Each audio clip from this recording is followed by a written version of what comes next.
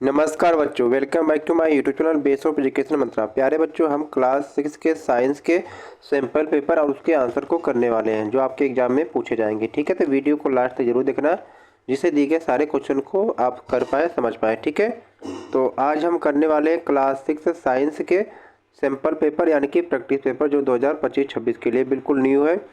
Paper जो आपका होगा 2.5 घंटे का होगा। आज 60 नंबर के आपके क्वेश्चन पूछे जाएंगे। ठीक है बच्चों, और जो क्वेश्चन आपके पूछे जाएंगे यहाँ पर आप देख सकते हैं कि वो 5 पार्ट में होंगे। क ख ग घ अंग्य ये आप देख लेंगे। अब क्वेश्चन आपके टोटल कितने 15 क्वेश्चन पूछे जाएंगे। ठीक है, तो जल्दी सारे क्वेश्चन को हम करते हैं बच्चों। ठीक है, खंड क में देखते हैं बहुविकल्पी प्रश्न है।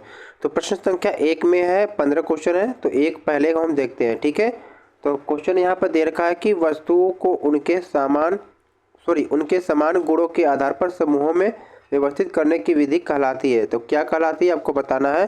तो समूह बनाना कहलाती है, यानी कि ऑप्शन सी सही हो जाएगा पहले का। ठीक है, सेकेंड क्वेश्चन है कि कौन सा पोषक तत्व हमें लंबा होने और मजबूत मांसपेशियां बनाने में मदद करता है। तो ये कौन करता है बच्चों, ऑप्शन सी प्रोटीन। ठीक है, चलिए आगे चलते हैं। अब यहाँ पर हम तीसरा क्वेश्चन देखते हैं क्या कहा जा रहा है, ध्यान से पढ़ेंगे। कहा जा रहा है कि संतुलित आहार में सम्मिलित होना चाहिए।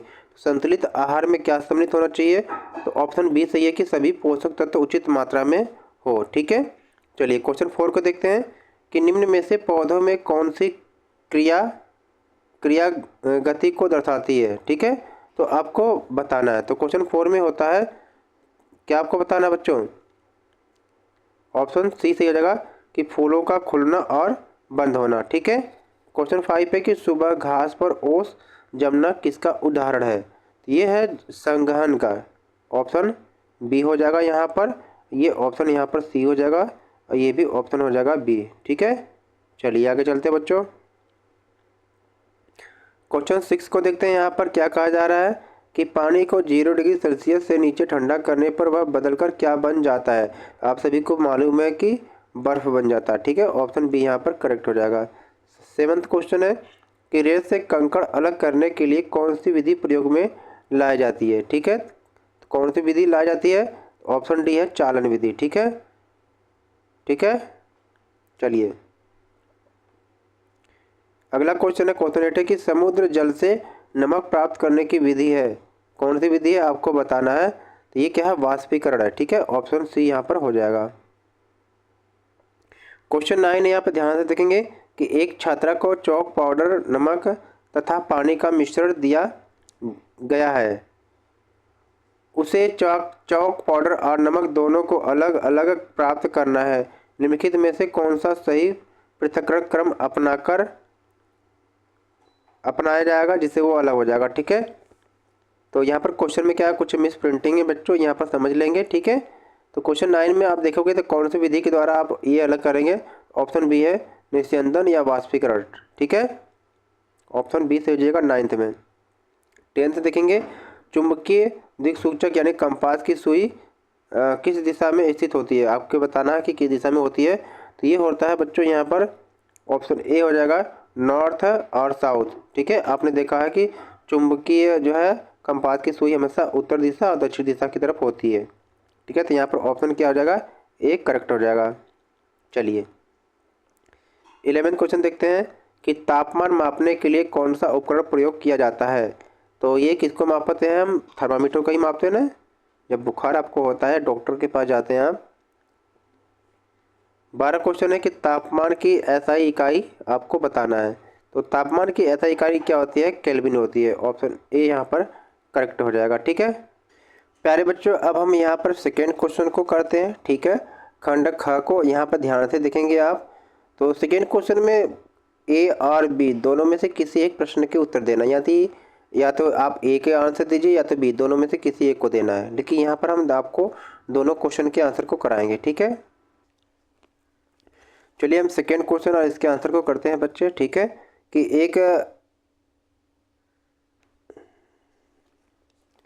एक बीजपत्री व द्विबीजपत्री पौधों में दो अंतर आपको लिखना है। तो चलिए देखते हैं। पहला यहाँ पर है कि एक बीजपत्री में एक बीजपत्र और द्विबीजपत्री में दो बीजपत्र होते हैं।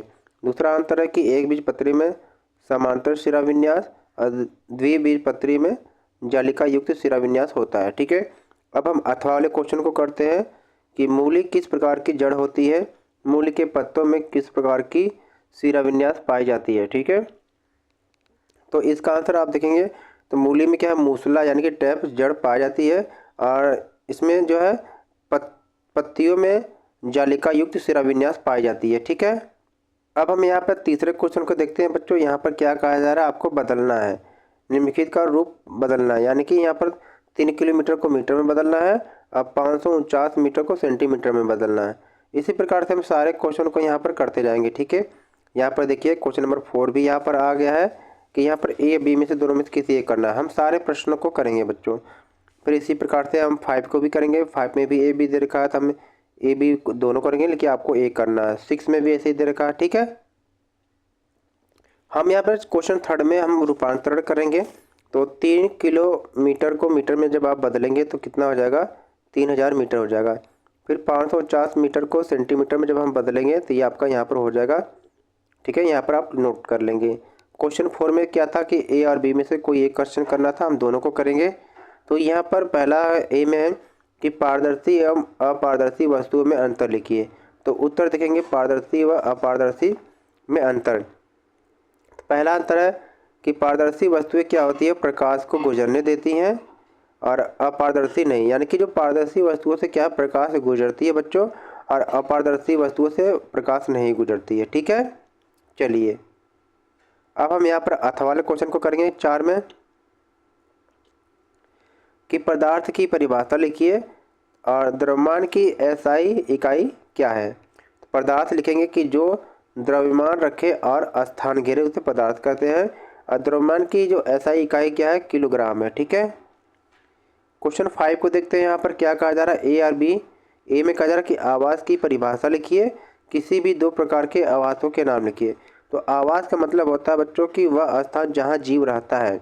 2 प्रकार के आवास हो जाएगा, एक तो जल आवास, स्थल आवास। ठीक है, अब अथवा वाले क्वेश्चन हम देखते हैं। गर्म रेगिस्तान के ऊंट और ठंडे रेगिस्तान के ऊंट के मध्य 2 भिन्न तुलनात्मक गुण लिखिए।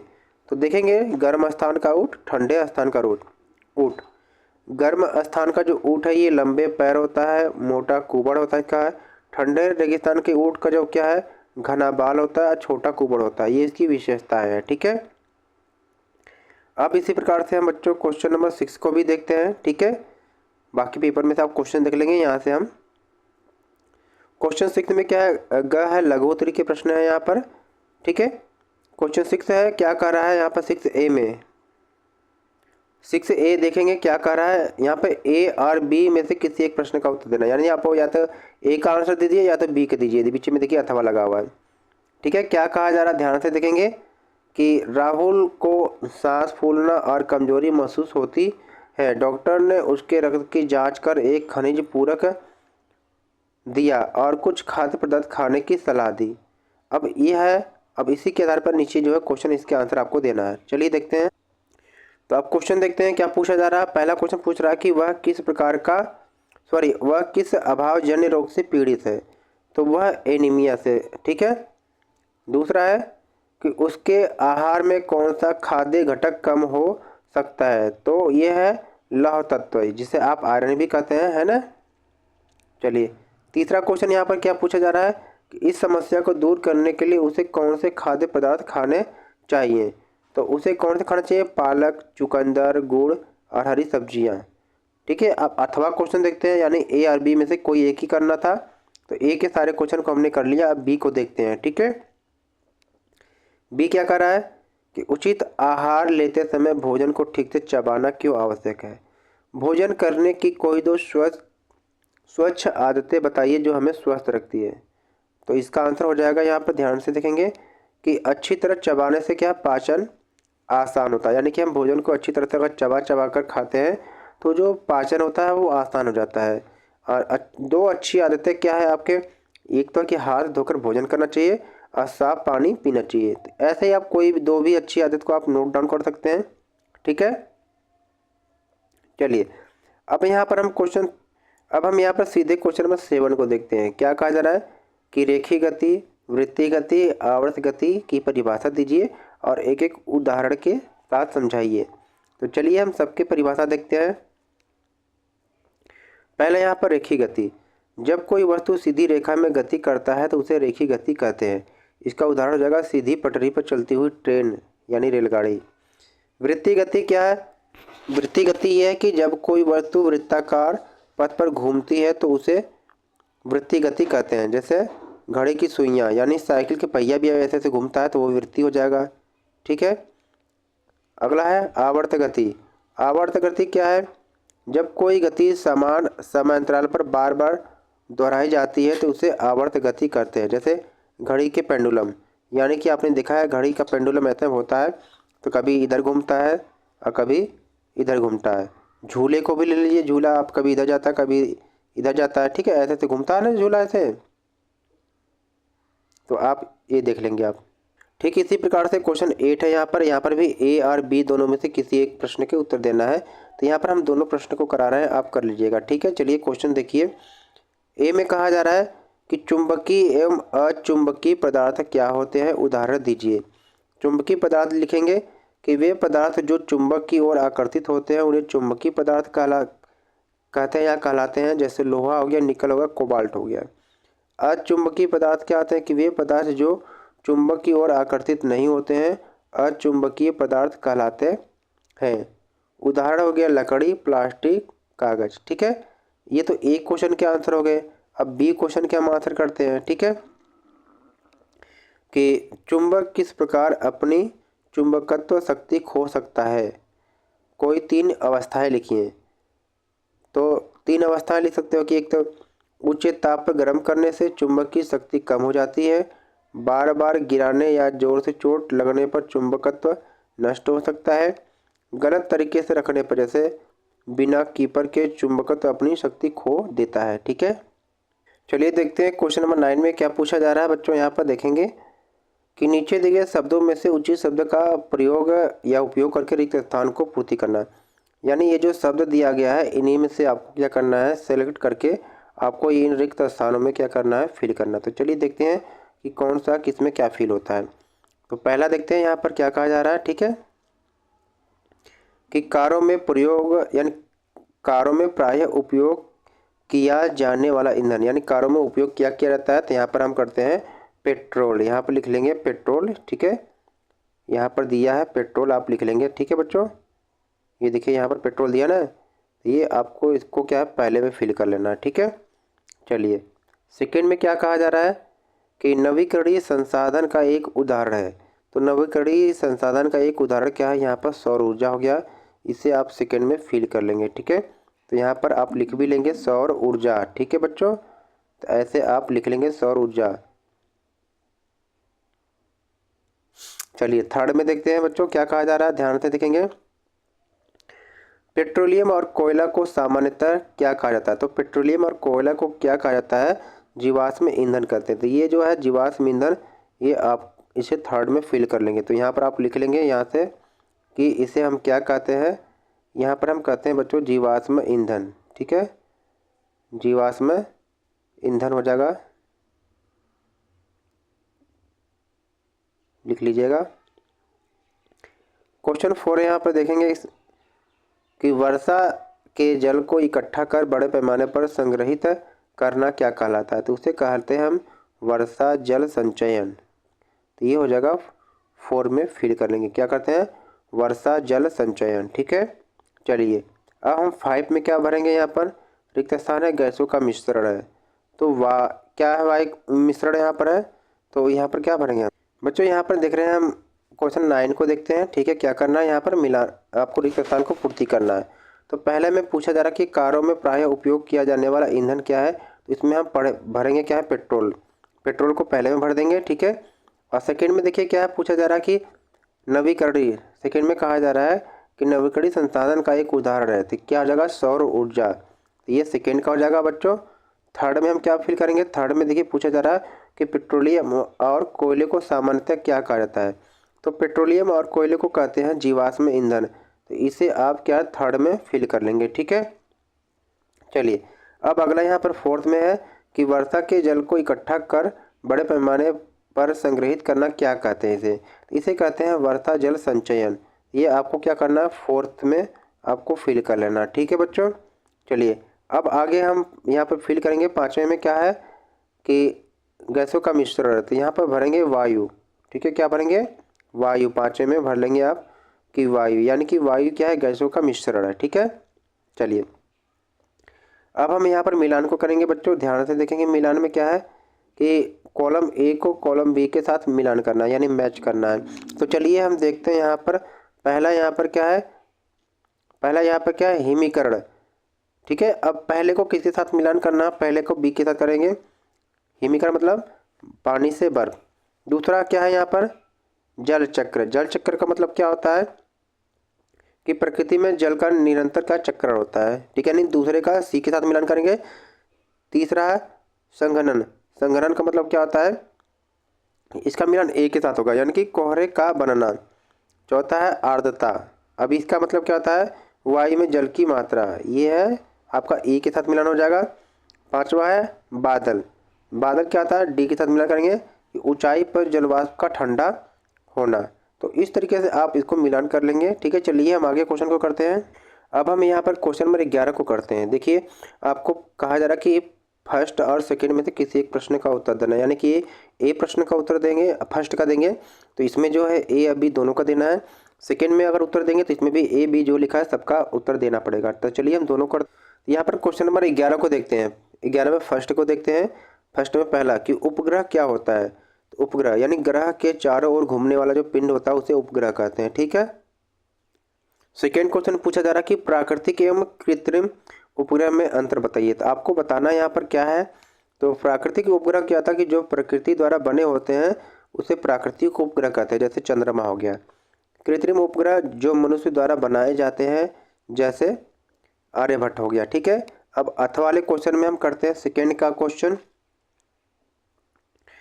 कि सेकंड में ए देखते हैं कि सौर मंडल क्या है, इसके किसी भी चार पिंडों के नाम लिखिए। तो सौर मंडल क्या होता है, सूर्य व उसके ग्रहों का एक समूह होता है। ठीक है, और किसी भी चार ग्रह के बारे में लिख सकते हैं, बुध है, शुक्र है, पृथ्वी, मंगल, बृहस्पति, शुक्र, कुछ भी। ठीक है, बी में देखेंगे सूर्य के सौर मंडल का केंद्र क्यों माना जाता है, यानी सूर्य को सौर मंडल का केंद्र क्यों माना जाता है।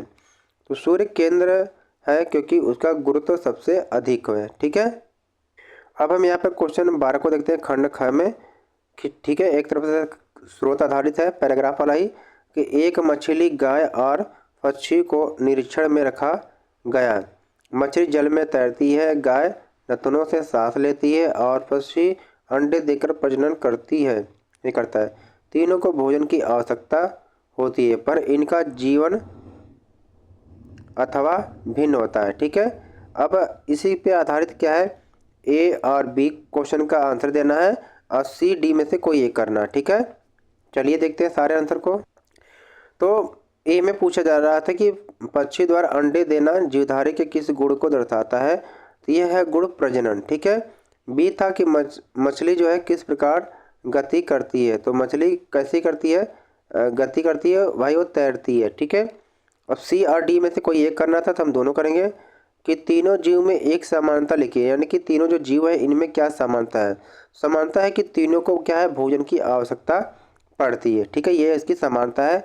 और अगला क्वेश्चन है कि उद्दीपन की परिभाषा लिखिए। तो उद्दीपन यानी जीवों द्वारा बाहरी या आंतरिक परिवर्तन यानी उत्तेजना के प्रति दिखाई जाने वाली प्रतिक्रिया को हम उद्दीपन कहते हैं। ठीक है, हम इसी प्रकार से क्वेश्चन 13 को देखेंगे कि एक छात्रा ने विभिन्न पदार्थों की जल में घुलनशीलता की जांच की। उसने अलग अलग गिलासों में किसी में चीनी, किसी में रेत, किसी में नमक, तेल और क्या है चौक पाउडर डाला और हिलाया। अब देखिए क्वेश्चन क्या पूछा जा रहा है कि उपरोक्त दिए गए कौन से दो पदार्थ जल में घुलेंगे। तो घुलेंगे कौन, चीनी घुल जाएगी, नमक घुल जाएगा। ठीक है, अगला क्वेश्चन कि उपरोक्त दिए गए कौन से दो पदार्थ जल में नहीं घुलेंगे।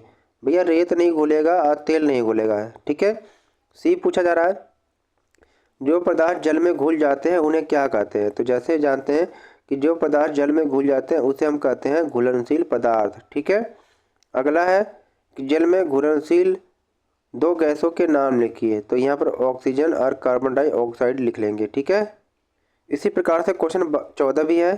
ठीक है, ध्यान से देखेंगे कि 14 में ए में था कि मीना की माँ द्वारा पत्थर अलग करने की कौन सी विधि प्रयोग की गई है। ठीक है, तो ये विधि है हस्तचयन विधि। ठीक है, दूसरा क्या था कि भूसी अलग करने की कौन सी विधि प्रयोग हुई है, तो ओसाई विधि है। तीसरा है भूसी क्यों उड़ जाती है जबकि गेहूं के दाने नीचे सीधे नीचे गिरते हैं, तो कारण क्या है भाई, भूसी हल्की होती है, हवा के द्वारा वह उड़ जाती है और जो गेहूं के दाने भारी होते हैं वहीं रुक जाते हैं। ठीक है, आगे देखिए डी वाले क्वेश्चन यहाँ पर है, इसी विधि का एक और उदाहरण दीजिए। तो आप लिख लेंगे धान से भूसी अलग करना। ठीक है, अब यहाँ पर देखिए 15 क्वेश्चन को हम देखते हैं ध्यान से।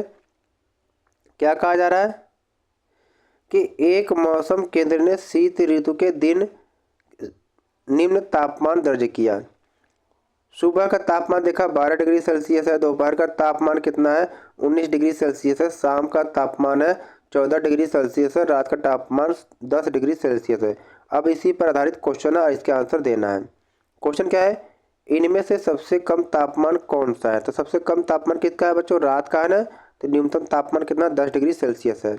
दूसरा क्वेश्चन है सुबह से दोपहर तक का तापमान में कितनी वृद्धि हुई है, तो अब देखेंगे सुबह का तापमान कितना था, सुबह का तापमान आपका ये हो गया 12 डिग्री सेल्सियस, दोपहर में कितना हो गया 19, तो कितना का वृद्धि हो गया 7 डिग्री सेल्सियस का वृद्धि हो गया। ठीक है, तो ये आप लिखेंगे 7 डिग्री सेल्सियस। तीसरा क्वेश्चन यहाँ पर सी में पूछा जा रहा है कि मौसम केंद्र में वायु का तापमान मापने के लिए कौन सा उपकरण प्रयोग किया जाता है, तो ये उपकरण होता है थर्मामीटर। अथवा वाले क्वेश्चन देखेंगे कि मानव शरीर का सामान्य तापमान कितने डिग्री सेल्सियस में होता है, तो सामान्य तापमान होता है 37 डिग्री सेल्सियस। ठीक है, ये तो प्यारे बच्चों यहाँ पर हमने क्या सैम्पल पेपर के सारे क्वेश्चन को कर लिया है।